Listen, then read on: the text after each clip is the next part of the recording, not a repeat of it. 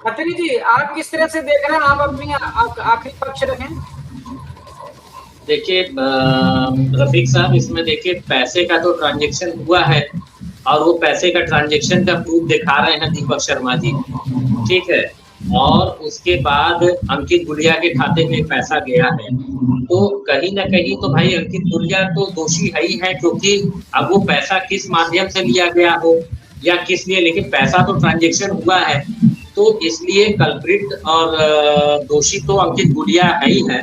लेकिन अब ये देखिए, आजकल इस समाज में तरह तरह के जो है ना वैमनस्य फैले हुए हैं। अब ये कौन सा रिश्ता कहाँ से, अभी आपने देखा होगा एक एसडीएम का मामला आया था, अब उसका मामला, अब ये सब चीजें जो है इस तरह से चल रही है समाज में कि कोई भी चीजें कहा नहीं जा सकता। और ये पत्नी होकर के भी जिस तरह से अपने पति को 420 कह भी रही है कि वो 420 है भी, तो ये मामला कुछ पेचीदा और जांच का है ना। तो इसलिए इसका जो है पूरे ट्रांसपेरेंसी से इसकी जांच हो, इसके पीछे रीजन क्या है उसका पूरा जो है, जब तक जांच नहीं होगा कुछ भी कह देना पहले से ये बड़ी अतिशयोक्ति होगी।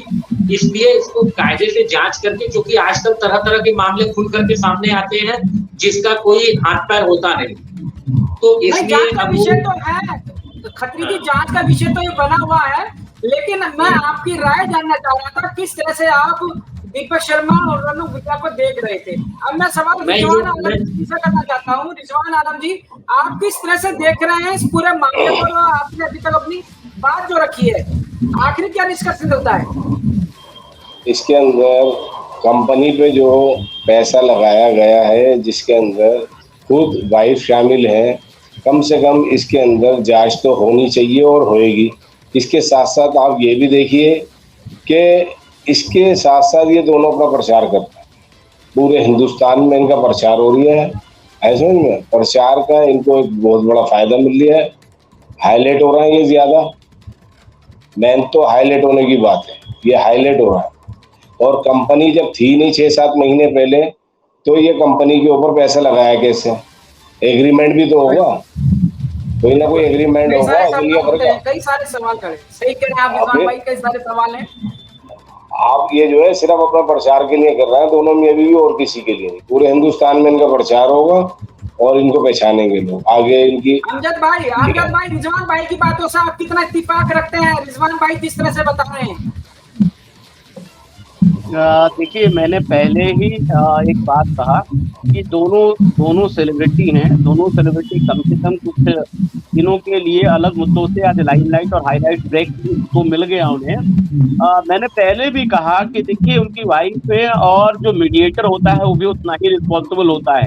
एफआईआर हो चुकी है, कानूनी प्रक्रिया के तहत इंक्वायरी होगी। जो इंक्वायरी बीट ऑफिसर है वो इंक्वायरी चार्जशीट करेगा। चार्जशीट में तमाम, हमारे विदेशी पाल जी ने कहा, तकनीकी पहलुओं को, मानवीय पहलुओं, जो हमारे पास जो विटनेस है उन सबको देखते हुए जो दिल्ली पुलिस है उसके ऊपर कार्रवाई करेगी। जहां तक फाइनेंशियल डीलिंग की बात है, कहीं ना कहीं फाइनेंशियल डीलिंग में वाइफ और हस्बैंड के साथ साथ हमारे जेलर साहब जी उतने ही कल्प्रिट हैं जितने उन्होंने, जब उन्हें क्या एक तरीके से जेलर एक पढ़े लिखे, तकनीकी रूप से, कानून के रूप से जानकार हैं और उन्हें पता है कि हम इन्वेस्टमेंट किस तरीके से और कहां और किस मद में लगा रहे हैं।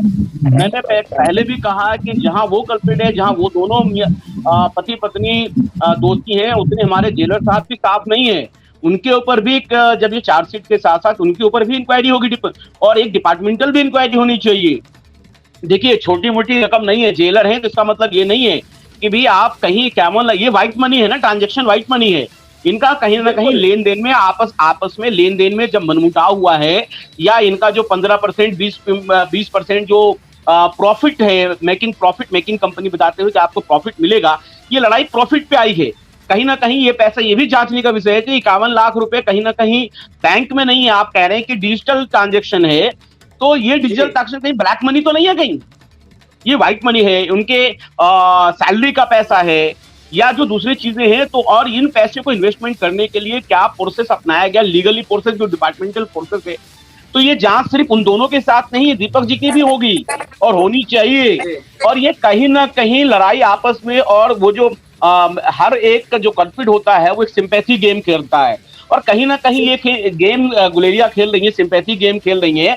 तो ऐसा नहीं है, हर काम में मीडिएटर भी उतना ही रिस्पॉन्सिबल है जितना वो है। और दूसरे कि आप मीडिएटर के साथ साथ आपके हस्बैंड को दीपक शर्मा नहीं जानते थे, आपके हस्बैंड के कंपनी को नहीं जानते थे, आपने इंट्रोड्यूस किया है, आपने कंपनी बताया, आपने डिटेल बताया, और आपके फेस पे, आपके चेहरे पे, आपके रिकमेंडेशन पे उसने इन्वेस्टमेंट किया है, तो उतनी ही रिस्पॉन्सिबल है ये दोनों।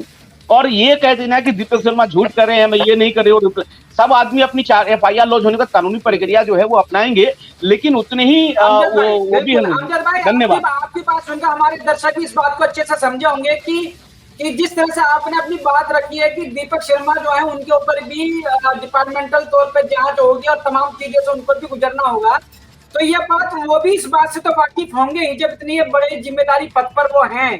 तो कहीं ना कहीं ये बात सोच के तो अंदाजा लगाया जा सकता है कि पैसा तो जो दीपक शर्मा है उनका डूबा तो है, लेकिन डूबा किस तरीके से है, कैसे ठग हुआ, कैसे चीज हुई, ये जांच का विषय है।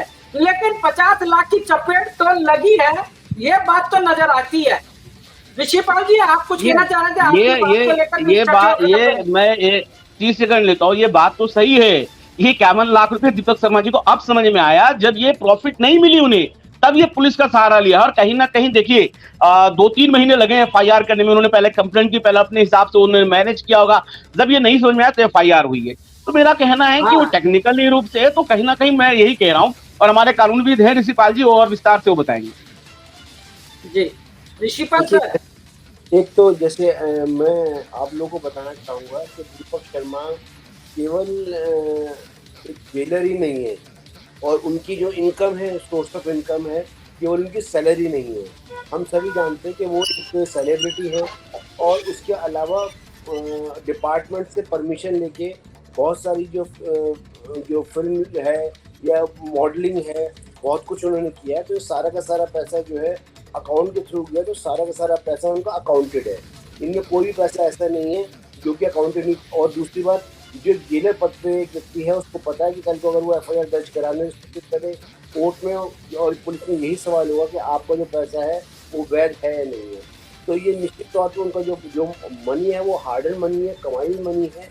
और उसके बाद के हालात ये देख रहे हैं, जैसे मैंने पहले बताया कि ये चीटिंग है, ये सिंपल मान लीजिए ब्रीच ऑफ ट्रस्ट है कि पैसा दिया और दूसरे व्यक्ति ने पैसा नहीं दिया। तो जांच का विषय है, और हर व्यक्ति से उम्मीद की जाती है, चाहे कोई सेलिब्रिटी हो, कि जांच में वो सहयोग दे और सच को सामने लाने के लिए वो सामने करे। और ये हमारे लिए बहुत इम्पोर्टेंट है। और एक बड़ी इम्पोर्टेंट बात आप सब पैनलिस्ट के साथ में जरूर शेयर करना चाहूँगा कि इस पॉइंट के ऊपर भी हमें, और ये भी है कि जैसे किसी भी जो क्रिमिनल पहलू होता है या केस होता है, जब वो केस दर्ज होता है तो उसके बाद उसकी तफ्तीश जब चलती है, तो तफ्तीश के अंदर बहुत कुछ पुलिस अपनी तफ्तीश में साबित करती है। अक्सर कई बार ये भी होता है कि मीडिया ट्रायल से जो सच होता है वो सामने नहीं आ पाता। तो बेहतर है कि पुलिस जो है सच को सामने लाए, जो कल्प्रिट है वो निश्चित तौर पर जो है सजा मिले, और जो अगर इनोसेंट है तो निश्चित रूप से उसको बचाव मिले। ठीक है, आप तमाम मेहमानों का मैं बहुत बहुत शुक्रिया करता हूँ। चर्चा को बने रहें और एक सार्थक चर्चा दी, क्योंकि तमाम हमारे दर्शकों के बीच में और तमाम दोनों सेलिब्रिटियों के जो फॉलोवर हैं उनके बीच में सवाल असमंजस में रह रहे हैं कि आखिर दीपक शर्मा जो हैं वो इस तरह का जो आरोप लगा के FIR दर्ज कर रहे हैं तो उसमें कितनी सच्चाई होगी, और जिस तरह से रौनक गुलियां अपना बचाव करके इंस्टाग्राम पे वीडियो डाल रही है तो वो कितना सच होगा। दोनों चीजों की वजह से जो फॉलोवर्स हैं, जो उनको चाहने वाले लोग हैं, उनके बीच में एक असमंजस रहा है। और आम नागरिक भारत का जो है वो भी घबराया हुआ है कि जब बड़ी सेलिब्रिटी के संग इस तरह की चीजें हो सकती हैं तो हमारा वजूद क्या है। तो मैं तमाम मेहमानों का दोबारा से धन्यवाद देता हूं, और अपने दर्शकों को भी कहना चाहूंगा कि आपकी भी कोई राय हो, कोई सुझाव हो तो वीडियो के कमेंट्स में जरूर करें। आप सबका धन्यवाद। बहुत बहुत धन्यवाद।